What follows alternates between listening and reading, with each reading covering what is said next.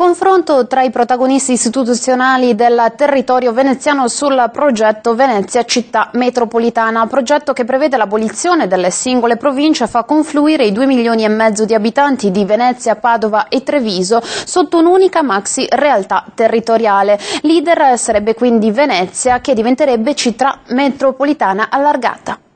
Ci sono alcune scadenze, ci sono la legge 42 e poi soprattutto il decreto Monti, che pongono alcuni problemi per quanto riguarda la sopravvivenza delle province e la costituzione della città metropolitana di Venezia. Ci sono alcune scadenze, vogliamo interrogarci su a che punto siamo,